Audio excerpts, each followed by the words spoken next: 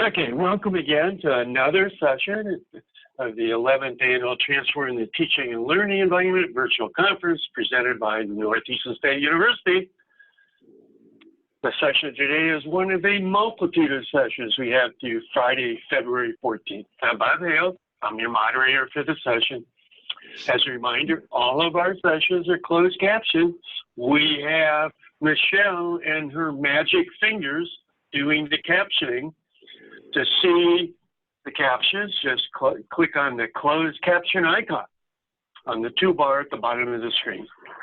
Today's session is operationalizing innovation in online education, and that sounds exciting. We have with us Chris Millett from the Penn State World Campus and Shubha Kashyap from the University of Michigan. And as someone originally from Ohio, I'll still let somebody from that school up north do the presentation. So let me turn it over to those two.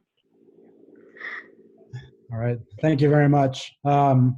So first of all, I have to say that I currently have the flu, and I'm glad to be doing this presentation online so that I don't have to expose any of you to my germs. And I'm also, my beverage of choice during this presentation is lots of coffee and Mucinex. That's how I'm going to get through the next hour, I think. So forgive me if I'm a little bit raspy at all over the next hour. The objective of the presentation that Shubha and I are going to be presenting over the next 55 minutes or so is really to get you excited about innovation and perhaps reduce some of the anxiety that you might feel about innovating at your institution, or removing some of the barriers that you may have faced when you've tried to do new things at your institution. And so the way that we'll go about doing that is to talk through a strategy that Shubha and I used to work both at Penn State together. So this is a strategy that we used quite a bit. And I still use at Penn State, and she's continuing on with her current position at Michigan. Is a strategy called operationalizing innovation, which is really a very goal-driven approach to innovation to, as much as possible, ensure results when we engage in this types of activity. So we'll kind of lay out what the pieces of that strategy are, and then contextualize that with a couple of case studies from our respective institutions to kind of give you a sense of what this looks like in practice. And then hopefully, I think would be great is Shubha and I would both be interested if we could save a little bit of time to hear from all of you about strategies that both have worked at your institution or have not worked as a sort of non-example. Those are always useful as well. I think we all have those non-examples. So we'll try to save a little bit of time, and we might not get to the last case study, but we'll kind of play it by ear. And we'll try to pay attention to the chat too if you have any questions as we move along here. I think just as a starting point, to give you an introduction to both of our respective institutions, I'm sure that you're all fairly familiar with our institutions, but this, by the way, is not a recent picture. It's a frozen tundra right now. It's mostly a very gray, flatter, whiter version of this picture. But during the summer, it looks like this.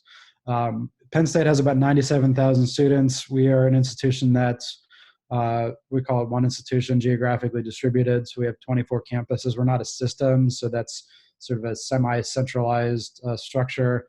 And we consider the World Campus to be essentially one of those campuses. So that was kind of one of the ways that World Campus was set up to be, to some extent, a kind of a standalone unit, but well integrated into the overall university structure. World Campus enrolls about 20,000 students right now. So we're big-ish. We're not one of the biggest online providers in the country right now, but doing okay. We have about 150 online degrees and certificates. We were founded about Shubha can correct me if I'm wrong on this one, but about 1998. So we just celebrated our 20th anniversary fairly recently. So we've been at this for a long time, and our processes are fairly mature. And which is why I think we like to kind of share what we're up to because we've spent a lot of time figuring out a lot of this stuff. And I think a good example or good recognition of the success in this space is we have currently the U.S. News and World Reports release their rankings, and we have the most top 10 rankings for online programs. So kind of doing okay in terms of the quality of the education that we're providing. I'll hand it over to Shuba to talk a little bit about her institute.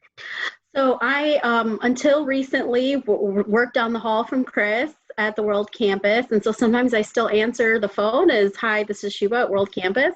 But I have transitioned in the last 7 months to a role at the University of Michigan here in Ann Arbor. The University of Michigan at the College of Engineering.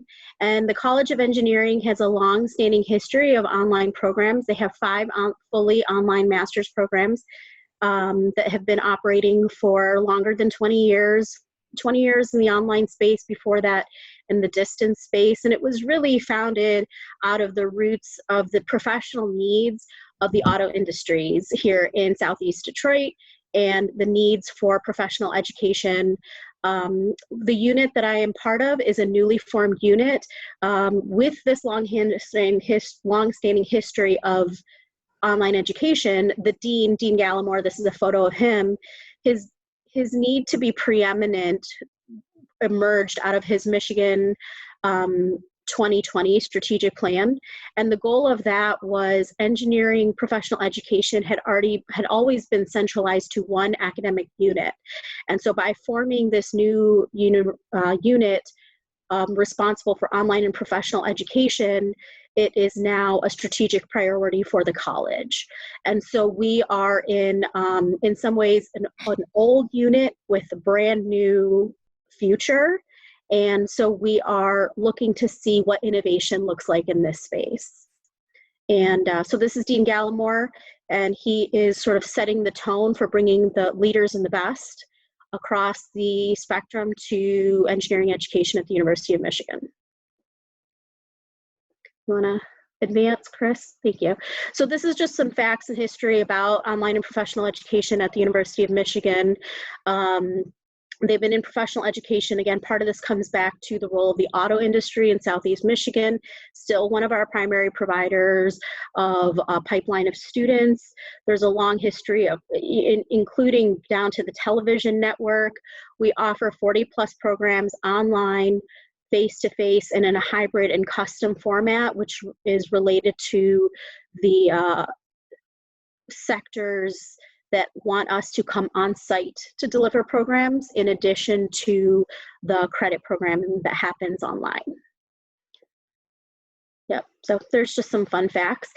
So Michigan Engineering 2020, there's an education pillar which made online and professional education a strategic priority over the college and maintains oversight for this portfolio. So as part of that, I am the Director of Online Learning Design and Program Innovations for this new Nexus unit here at the college.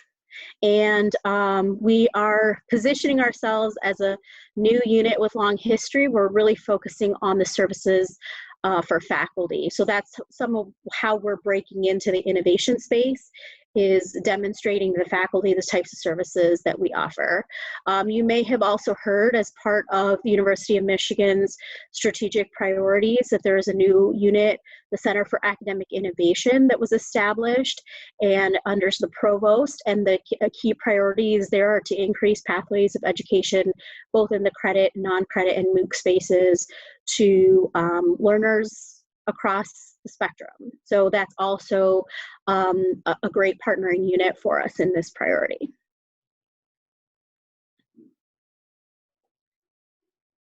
Oh, unmute there. Okay, so that's a little bit of a background. I think that to kind of kickstart this conversation about innovation, I think it's always useful for us to ask the question, why is innovation important? And that might seem obvious, but I don't know about you, but I'm, despite my personal sort of focus on innovation, I am skeptical oftentimes, particularly from an education setting. I've seen a lot of investments in innovation that weren't well aligned to goals and were expenditures for an institution that really didn't pay off. So I don't approach this as sort of a drank the Kool-Aid type of a person. I really try to be thoughtful about how I shepherd my institution's resources to do innovation. And in case in case you needed sort of a motivation for innovation, you've probably seen a lot of articles of this nature. This is from Forbes, just I think about a year or two ago, that talks about some themes in these type of articles are the contraction of institutions or merging of institutions or closing of institutions as we move into the future. I'm a bit skeptical about how much of that is actually going to happen, but certainly there's some new pressures on all of us right now, and innovation is a way for us to differentiate ourselves, and also more importantly, to continue to utilize new technologies and pedagogical methods to improve student success. And I think that's always a good thing for us to be thinking about improving, particularly in the online space where our retention rates are 60-70%. There's a lot of room for improvement and innovation. So I think that's a good motivation. The other one, and just a little bit of extra fear mongering is always good as a motivating factor for everybody. I think you may have heard about the great enrollment crash. This is sort of this concept that the population of students that are coming into college now and over the next few years is much smaller, based on a lot of, I think, largely economic factors, where families were having fewer children in this country, about 18 or so years ago. And so the population of students that need higher education is smaller, it's physically smaller. And so again, the need to differentiate and to capture those students' attention and bring them to our institutions is greater. So that's some good motivation for you. And so I want to talk with Shubha and talk a little bit about some of the sort of barriers to innovation. Yeah. So one of the things that we like to look at is not only what are you doing at an individual level with faculty members, but what is the context you're walking into as an institution, and what are going to be those facilitating and inhibiting factors for you? So here's some research, a framework that can be used to examine institutional factors. Are there forces that are pushing for your change? Are there things that are internal and external to your organization that are sort of demanding the change or creating a perfect context for that change to be supported? It comes from everything from the reduced price point of technology to industries looking to higher education to help provide more workforce training. There's just increased competition allows for increased opportunity in some cases. And there's also going to be things that are pushing against your cycle for innovation. So, there is a high turnover around cycling of technology. The regulatory environment can prove to be a challenge. You may be facing internally that there may be faculty who are either really interested or really resistant to the idea. You may also find that you're competing with other resources in the innovation space. So are you looking to, and where is the strategic priority of your unit's innovation strategy, maybe compared to other needs across the campus that are fighting for those same resources? So I think that that's one of those things when we're looking at it, we kind of look within what's the locus of our control, but I think it's a good thing to examine institutionally what is working for this and what is working against this, and get a good sense for the landscape that you're existing in. There's so many priorities in higher ed and at every institution, and it's good to know where there might be even to be some synergies that you can leverage, and how to help make the case for why your innovation may impact not only the unit you're in, but the larger strategic plan of the university.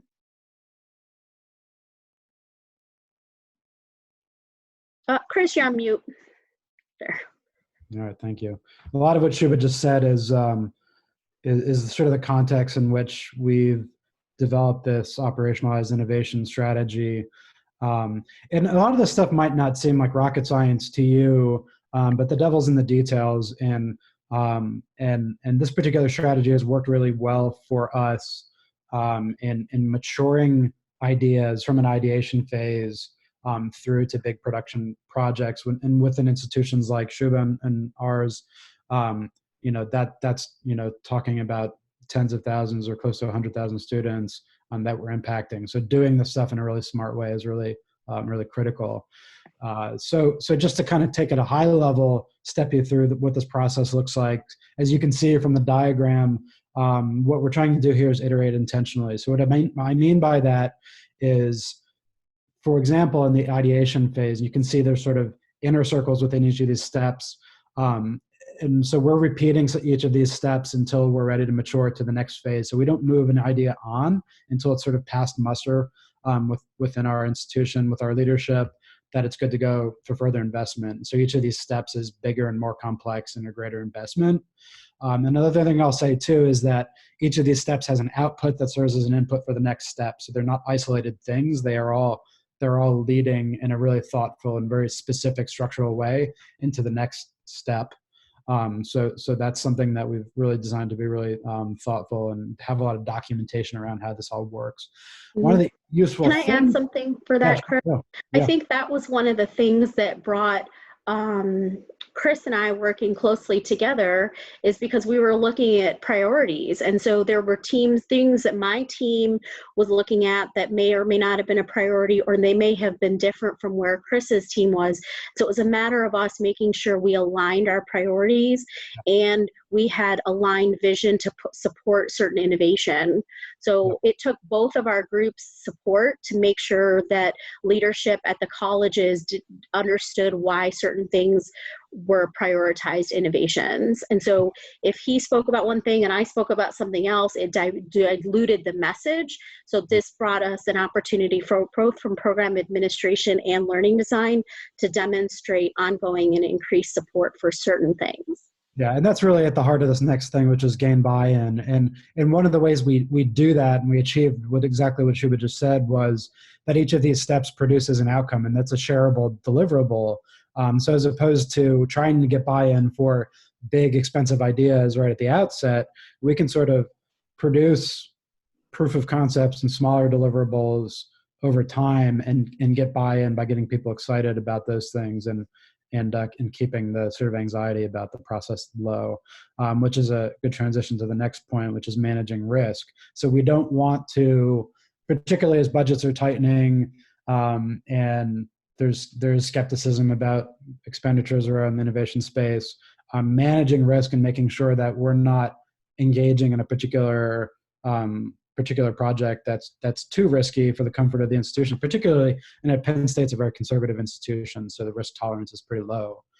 So there's a lot of things that I have to do to manage risk, which is useful to be able to do. That also minimizes wasted effort. So we're not putting a lot of effort into big production projects that we are not very confident are going to produce positive results. So we only move things forward that have proven themselves, and we're only ever spending time on things that have a high degree of success, and we've already weeded out at various stages of this iteration process the things that don't really have legs. And all of this is to say, this might seem a bit cumbersome, but actually what it does is allow us to mature quickly. So each of these iterations are small iterations. So this entire cycle, one cycle going from ideation through to production, it doesn't take years to do. It can take 1 year to do, which is really fast for a big high impact project, from the ideation phase all the way through to like a big university-wide project. So I'll take you in a little bit more detail about what that looks like and what sort of each of the steps look like. I won't expand on production because I think a lot of you understand what enterprise rollouts of these projects look like. But at the ideation phase, I think the biggest thing right here, and I don't want to go into too much detail about each of these steps, but because I think that the case studies that Shub and I will share are more illustrative, but the big part for me has been to make ideation part of the culture. So really empowering everybody at every part of the organization to feel like their ideas are valued and they have a space and a mechanism, like a real a well-defined mechanism for bringing ideas forward. With that being said, it's not a free-for-all. I mean, ideas are cheap. Everybody has ideas. We also sort of want to build this process of respectful, critical discussion, so that, you know, we can have a conversation with staff about what is really not kind of at this early phase something that we're going to necessarily pursue, but also keeping the barrier low. Like, it's really just encouraging people to be thoughtful about what they're bringing to the table and training them to you know, try to have good, solid ideas. And the other thing too is, because this is really a goal-driven process, is the leadership of the organization should be sharing institutional priorities. So people should be coming up with ideas in the context of what the institution values. And again, it's sort of like not putting a blank canvas in front of people and saying, paint me a masterpiece, but rather providing some constraints on people so that they can work within that, within those constraints to be successful. And the deliverable for the ideation phase is a formal request to leadership. So we're not investing in more resources into an idea until the leadership looks at it and says, yeah, that has legs. And then we move on to exploration. I mean, at that phase, we have a process called exploration teams. These are formalized teams. We ask the teams to develop a charter. They can, to a large extent, decide who they want on the team themselves. The leadership might provide some input on that, but we allow them to kind of put this all together. But they really need to articulate what their goals are, what their timeline is, what the expected deliverables are. And so we put that constraint on them, but it's a really delicate balance of not being overly prescriptive. So we're not telling them what to think. We're allowing them to like move into that space themselves. The main thing is that they need to be thoughtful about it and move in a really definitive direction. And the outputs for that is a proof of concept. So we do allow people to get their hands on technology and build things if they want to. A white paper, a literature review in our space is really welcome to show that there's efficacy in the particular idea. And so that process typically, for us at least, takes about 6 months to do.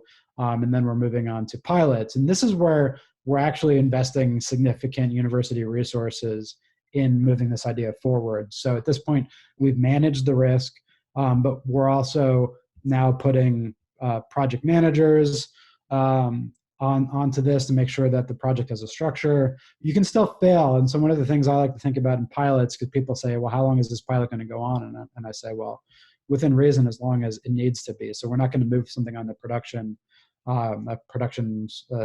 technology implementation that hasn't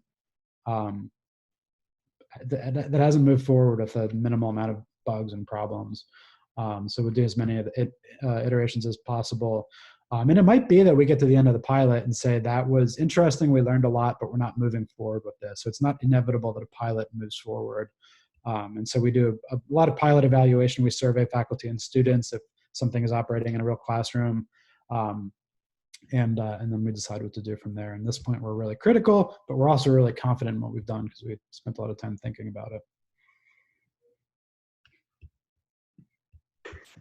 So at the University of Michigan, in a college environment where Chris is overseeing a large unit that's campus-wide and responsible for multiple campuses, and so the resources are looking across multiple programs and contexts, for the College of Engineering here at the University of Michigan, we have a little bit of a different context. We're working within one, granted, it's a very large college with multiple departments. It makes up almost a fourth of the University of Michigan's total enrollment. So it in and of itself is a large environment, but our cycle of innovation and who's involved and how is a little bit different. So what we've been talking about as part of our new unit with a lot of history and experience is we have been looking for strategies to operationalize innovation.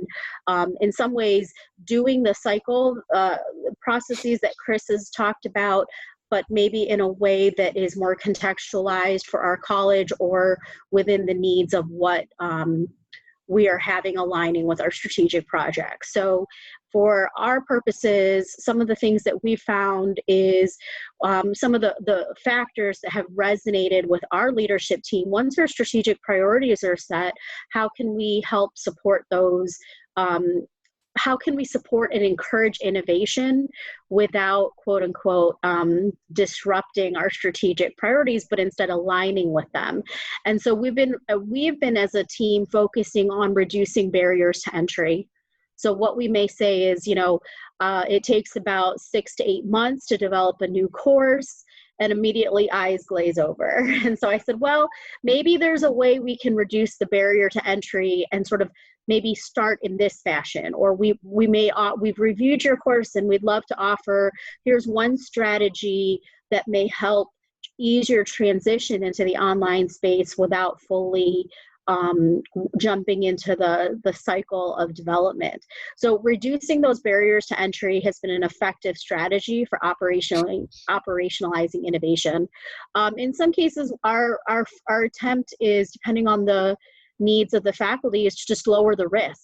Say, we'll these are the things that you don't have to worry about, or these are the things that become non-factors, or addressing mitigating factors. So we say, oh, well, here, if you do it this way, this not only addresses your residential needs, but it also addresses your online needs. Would this be something you'd want to try? So not addressing mitigating factors, but also helping demonstrate, this is a highly residentially oriented university and college. So we say, well, if we do this, yes, it will help your online students, but it helps your face-to-face students. It creates a reusable asset. You can use it in this environment. So oftentimes it's helping them see how this innovation could help multiple audiences or multiple functions for them.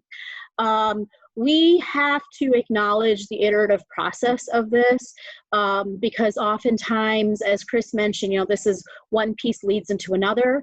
And so this is not a one proof point opportunity. This is something we'll try it, and the next semester we'll try it again, or maybe later this semester we'll try something again. So acknowledging this iterative process helped demystify some of the potential timing factors that they may say, well, I thought you tried this once and it didn't work. It's like, well, this is actually something we continue to improve on as we go. One of the pieces I've found important here, and I know, Chris, when we did presentations at Penn State, this was also really important, was to include faculty testimonials. If faculty could hear from other faculty about what worked, how it worked, what it was like to work with a design team, what their experiences of online education was, that made a difference because they were hearing from their peers. Yep. And I think so in the case of both Chris and I, if you also have opportunities to teach and then share your experiences, it helps demonstrate that I'm not just looking at this from my perspective, but I'm looking at it from a faculty perspective and hearing from them. Chris, did you have something you wanted to add there? No, I think that's a really good point. And a lot of times faculty will only listen to other faculty, and they'll be deeply skeptical of people like us coming to them with innovative ideas. So as much as, and we really thoughtfully try to build faculty champions within the colleges and programs that we work with, people that we know have voices within their college that can sort of spread the word. So that's a good strategy. Yeah. So that's one idea. The other piece, do you want to stick to the next slide there? A couple of the other pieces, and these are things you've already known, but sometimes it's helpful just to see it all in one place. And if you have questions about certain things, we really, in terms of implementation, so we have 2 strategic priorities we're rolling out here at the University of Michigan. One is a new form of a stackable credential, and it really is targeting a workforce strategy here in Southeast Michigan. And it's a really innovative idea. It's a huge opportunity, and the faculty involved aren't really sure how this is going to go in general. This is new for the university. It's definitely new for the college. And you have a new unit that's trying to do this. So how are we going to implement all of this in an area that the faculty feel like their reputation is not at stake? They're actually going to get some great opportunities from participating in this, but we also are encouraging them to try something that they would have otherwise not done before, because their palettes are already so full with things that are happening otherwise with research and teaching and service. And so we have, as part of our strategic priorities, we've really been focusing on relationship building with key faculty members. We've been doing needs assessments for them, whether they've requested it or we have noticed a gap or a need and help try to address some of those areas of concerns and needs, gaps. We have spent the better part of the last 8 months focusing on making our technology accessible. So we have had open houses where we invite the faculty to learn about our unit, open up our studio, help set up some demos at the light board.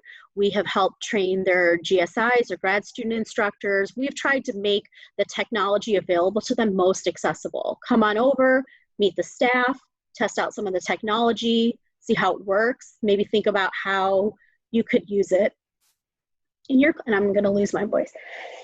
I think I have a little bit of what Chris has, because I think we got it at the same conference last week. So the other piece is we've also been taking a consultation approach. So if a faculty member says, I'm sorry, just one second. Hold, please.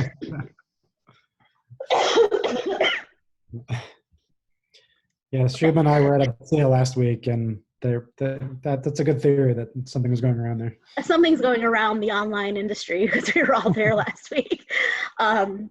So the other idea is we've been using consultation approach where a faculty member, we're saying, you know, it's okay. You don't have to come do the same rollout experience as everyone else.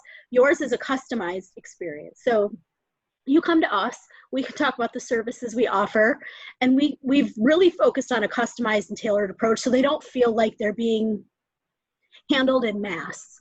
They want to feel like you're listening to my needs and responding to mine. Don't give me any of the extra. Give me what I'm asking for. And so that gives us an opportunity to meet them where they are. So the other pieces is we've been creating some reusable assets. So if a faculty member or a group says, hey, can you help me with this? We have often used the exact technology that we would help recommend, or the delivery style or the tool we would recommend back to them, and use that method, tool, or technology to make that recommendation back to them.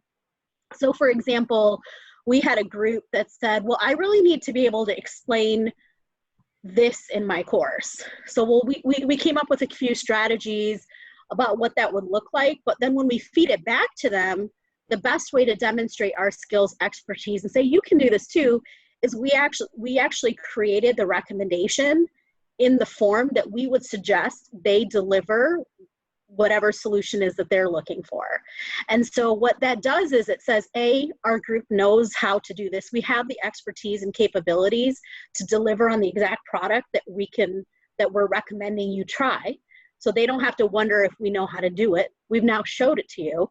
They have experienced what learning in that modality looks like. And they can then take that asset and take that to stakeholders, insert it in grant recommendation and grant requests, show it to their colleagues.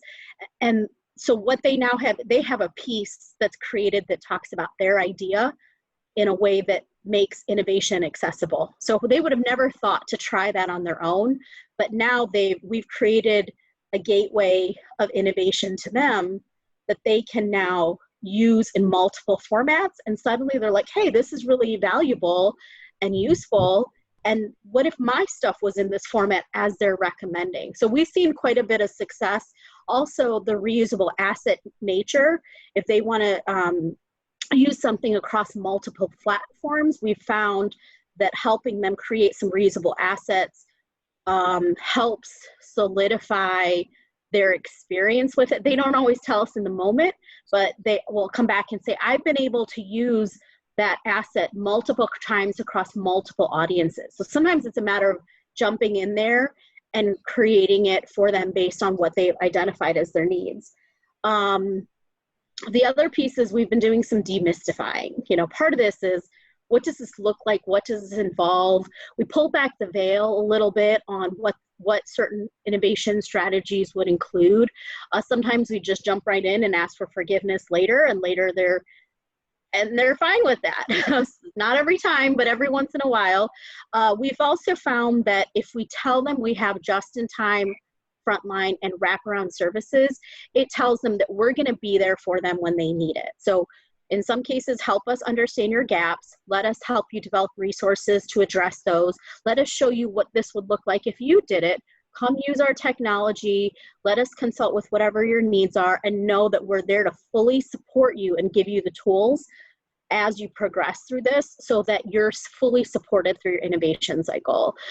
Here, this has been very successful for us in the last 7 months and before, but part of this is it's very much about relationship building. Go ahead, Chris. Oh, that's good.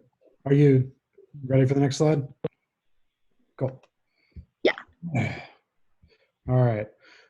So I want to talk a little bit about sort of what this looks like in practice with a specific example, just to extend on what Shuba's been talking about. And some of you may have conversations at your institution about using data effectively to improve student outcomes, talking about learning analytics.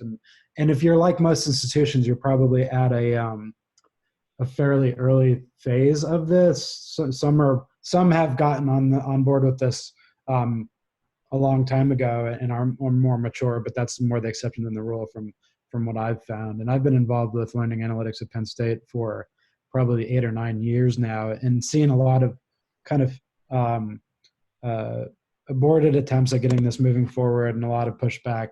And kind of applying this operationalized innovations iterative approach, we've actually made more progress over the last, I'd say, 1.5 to 2 years than in that entire 9 or 10 years that I've been involved with it otherwise. So I want to kind of step through some of what that looks like within this process that we're describing. And again, this is about a 2-year cycle from the ideation phase, really from just like sharing ideas about this, all the way through to actually solving real world problems at Penn State using data effectively, and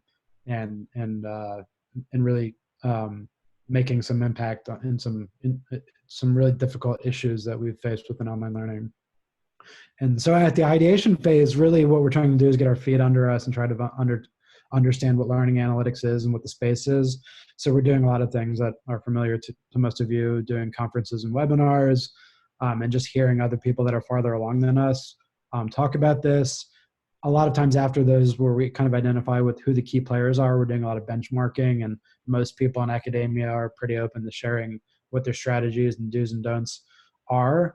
And so really, as much as possible, going into an innovation, not repeating the mistakes that other people have made is really a good thing to do. From the analytics side, particularly, this idea of question development is good, because a lot of times you're finding yourself awash in data, and unless you have really good questions at the outset, what are the things that I'm trying to solve? What is my purpose for doing this? You're going to sort of get in this sort of endless spiral of talking about data and not really knowing what to do with it. So having somewhat precise questions, even admitting that your questions that you're asking are not the right questions, but that you have some kind of questions to start with, is a really important step. So we quickly move past ideation, and at this point, we're starting to actually get our hands on data.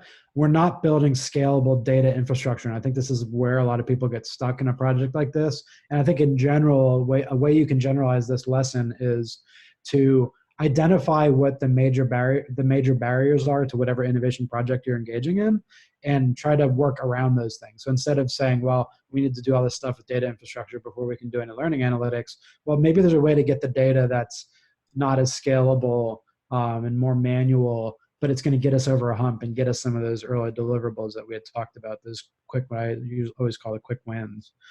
So we're starting to, at this point, play around with dashboard prototypes. Again, these are and I'll show you some examples of these. These are like the visceral sort of products, the visible products of the innovation that you're doing, that you can share around. So it's really abstract to talk about learning analytics, but if you can show things to people, that's very, very useful. We're also engaging, and again, if you've been involved with learning analytics, you know that there's all kinds of crazy policy barriers to doing learning analytics. So engaging with the privacy people at your university, the IT security people at your institution really early on, because you know that later on they're going to be a barrier potentially if you didn't involve them, is really good. And again, with the question side of things, it's refining the question. So we're getting to the point at the end of this exploration phase where we've worked the kinks out in this stuff. And so now we're actually starting to impact live courses. So that's a big part of pilots, is putting this to practice in a live course and actually impacting real faculty and students. But it's also it's still a learning process. So we're still refining prototypes. And then again, once we're really comfortable with what we're doing there, and it seems to be having the impact that we want at a small scale, moving into production where we're solving big, difficult problems. And I'll show you sort of a visual story here. This is our first dashboard, which was a really basic data exploration tool. It was just an opportunity for us to see what variables we had to work with. We could sort of poke around and see, what links people are clicking on, how students were moving through courses, how they were engaging with the UI, really basic things. It wasn't anything we would put in front of faculty, but it was just helping us to kind of refine our own thinking. Started to get into basic descriptive statistics with this. So this is actually live data from real courses showing when students are accessing courses in different granularities of time. Again, it's not anything we would push out to faculty because it doesn't really answer any meaningful questions, but it keeps us thinking more about what we could be doing here. This gets a little bit closer to things that are practical value. So this is video usage within some real courses. And this is obviously interesting to us from a learning design standpoint because we can see that a lot of students aren't watching the videos and we're spending a lot of money producing them. So there's something that's worth digging into here. And so then we can drill into that and see starts and stops within videos. These are all students along the left side and how much of the video they've watched. So we know that they're in this particular video engaging with this. So this is sort of a proxy for learning that they're really engaging in the content. And we know that, whereas we were assuming it before, now we can see it with visualization. So super useful stuff. And this is student engagement with the content over time. This might look like the matrix to you, but for us, as we've been staring at this for a long time, there's a lot of meaningful patterns in here. We can tell that, for instance, that like the vertical line that's blue in the middle there is a student who basically went through the entire course for the first time about a day or two before the exam. And that's problematic behavior. They're not learning effectively. That's useful for us to know that things like that are happening. And there's things that we can do in terms of the design and more formative assessments and engagement in the first half of the class to address those sort of issues. So kind of useful stuff. And then finally, what we've been doing again is in the production phase with a program here within World Campus is doing a comprehensive analysis of a series of courses, capstone courses in the program to try to understand why a lot of students were failing out of their last senior year course that was keeping them from graduating. It was really problematic. And it was something that people have tried to solve for the last couple of years. And we actually were able to shed light on what the problem was by doing this really intensive learning analytics and other approaches to analysis. So again, from an ideation to production, it was, so go ahead, Struba.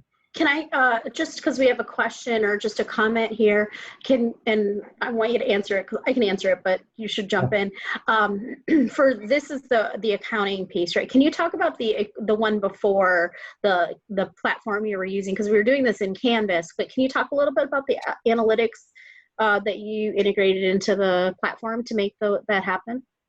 I think you used Caliper. Yeah, sure. So for those kind of geeky data people that are interested in implementing something like this, and you can reach out to me and ask more questions, but IMS has a standard called Caliper, which is a way of formatting data in a standardized way, particularly learning data in a standardized way that makes analysis a lot easier. So doing stuff like this a lot easier. And I won't get into the technicalities of that too much, but suffice it to say that this was a problem that we recognized early on, that like data cleanup and combining different data sources and things like that is really time consuming. It was a barrier. And if we wanted to be nimble, that would keep us from moving forward really quickly. So by caliperizing everything, it helped us to, throw all this stuff in the Tableau and do really quick prototypes and analysis and turn those things around. And so we're super fast now at producing these different visualizations that you see here, because of how well structured the data is. So that's a really important lesson to learn, is just, you know, really being smart about working around the technical barriers. And kind of last, somebody asked what LMS we're using, Canvas. So we also are using Canvas data. So we're generating data out of our content management system, which is homegrown. We're also accessing data from Canvas, and we're pulling those things together because there's students that are moving in and out of those different environments. And to get a complete comprehensive picture, we need to look at basically everything that's going on. So that's what we did in a lot of cases here. And this is way out of the scope of this conversation, but this is sort of the new design model that we came up with, which uses a lot of these analytical techniques. So we're doing a lot of quality matters, we're doing a lot of learning analytics, and we're triangulating everything we're learning. And we're going into the revision process for courses in a much more well-informed way. So as opposed to sort of throwing darts at the dartboard in terms of what improvements we should focus on for courses, we're super precise about where we're seeing problems.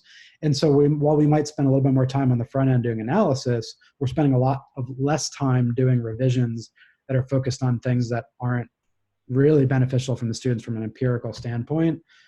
So all of this stuff is making us smarter about what we do. It's not just this chaotic, controlled chaos. It's a very thoughtful, and it's making us a lot better at our jobs, basically.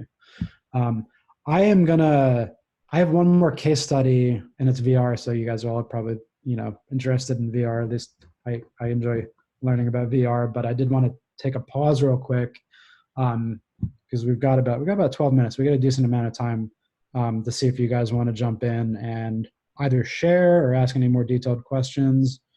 And I don't know. I think that you guys can unmute your mics if you want to just ask questions.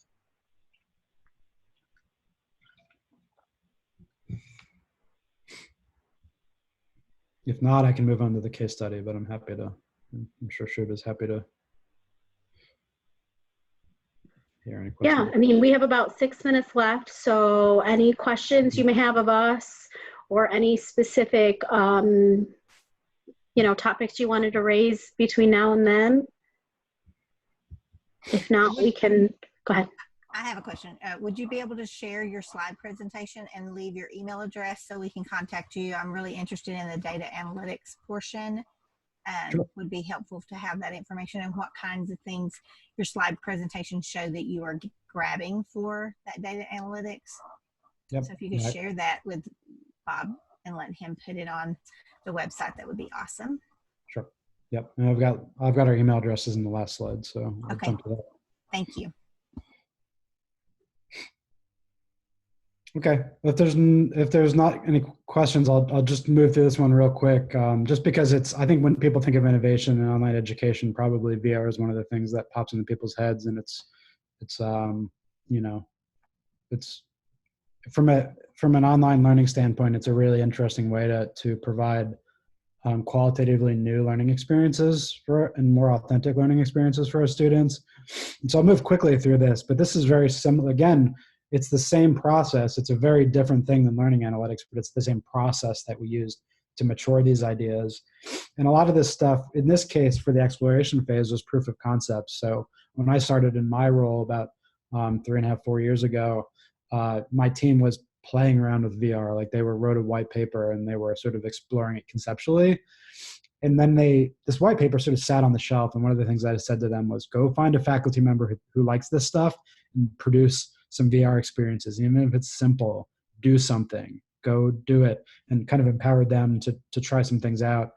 And as they did that, they of course found people that were on board, and enabled us really early on to do some proof of concepts. We took those proof of concepts and took them on a roadshow. So we presented them to other programs and said, look at how cool this stuff is. We can really transform education. And that really got them interested. From a learning theory standpoint, we developed that really quickly too, to understand what approaches to doing VR were pedagogically sound and which were fluff, and kind of focusing on the former, and also producing best practices for production so that this wasn't expensive to do. So then we're going into pilots and actually putting this in front of students, doing small scale studies, and then again, going to get at this point where we're at right now is in the production space with this. So this isn't just a conceptual thing. This isn't a high production cost thing that we only do here and there. This is part of our standard toolbox for improving online learning experiences. And any instructional designer that wants to do this with a faculty member can put in a request to produce these kind of assets. And a lot of the ways that we reduced the barrier was to use consumer technologies that weren't expensive, to be thoughtful about what instructional problems we were trying to solve, and what problems align themselves well to the affordances of the technology. So again, not fluff. We're doing this for serious reasons to improve education. Always providing fallback to minimum tech specs. So basically, if students don't have big, expensive VR headsets, that's not a problem. They can look at all this stuff on their browsers. If they want to get an enhanced experience, they can get the headsets. It's scalable. And really what I'm after here, again, is not doing this in isolation, but really maximizing impact. So thinking about something that's as futuristic seeming as VR, and thinking about this and the major challenges. How can we impact? I know this is important. I know this is impacting learning in a positive way. How can I get this in the hands of as many students as possible? So some pedagogical constraints. There's places where we use this and places where we don't, and really that guides all of our decisions. And we're iterating towards more and more sophisticated uses of this, and really starting with the simple stuff first that's easy to do, and slowly moving towards more technologically sophisticated things.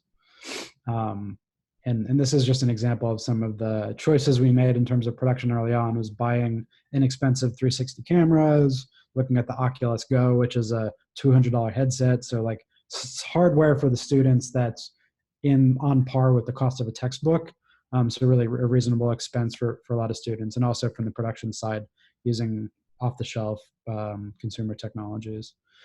From an instructional design standpoint, again, we're trying to make everybody smarter about how we do these things. So there's the decision tool that we use to step faculty and IDs through the process of thinking about what the appropriate mode of VR is, and really trying to do the least possible to keep costs down, the least possible treatment in order to, to achieve the goals that the faculty have for their students.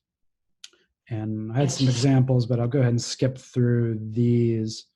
Although I don't know how well this streams, but this is an example of one of our. You're the HR director. You need to do something about this. So this is an example of one of the branching scenarios, sort of immersing scenarios that we have. So students it's a HR program. They step through a particularly problematic scenario in their program or in their company, and the students sort of have a role-playing role where they step through and make choices. This is what the sort of choices look like. So that we hired student actors for this. This is my office. This is my daughter's drawings on the wall. And so they get the scenario, they have to respond to it, and then they branch off depending on what their answer is in order to think through this. And there's a lot of scaffolding around this. So the faculty introduces the scenario, they go into VR, they step through all this stuff, and then they come back out and they talk about it. So in terms of like the design and the context of the course is really solid and well thought through. And that's a lesson that we learned by doing all those previous iterations.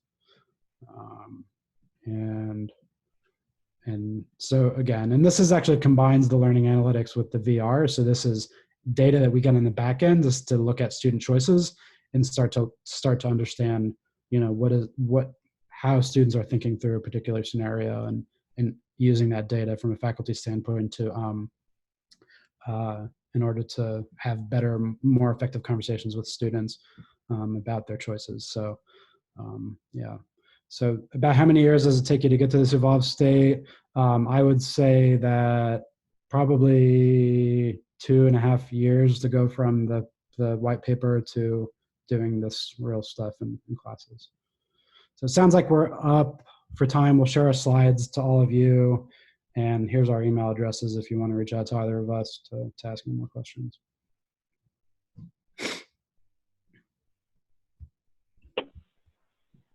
Wow, that's interesting. It's too bad we don't have more time, because virtual reality, augmented reality, that's a big interest of mine, and the impact it's going to have in education in just a few years. But we are out of time. And I appreciate both of you for sharing with us all that information. I think everyone found it really, really interesting and helpful. So I appreciate you doing it. Well, we have one more session today coming up in a few minutes. I hope to see many of you there. Great. Thanks for the opportunity. Thank you very much.